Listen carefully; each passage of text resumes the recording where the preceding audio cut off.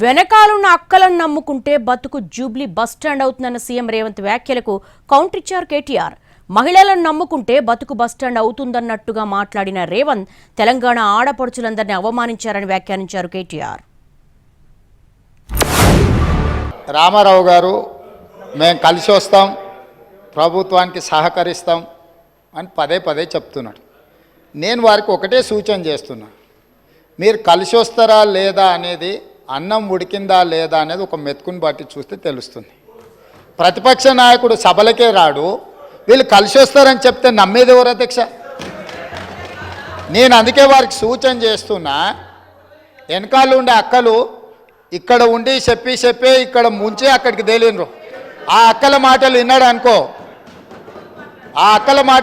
అనుకో జూబ్లీ బస్టాండ్లో కూర్చోవాల్సి వస్తుంది అధ్యక్ష.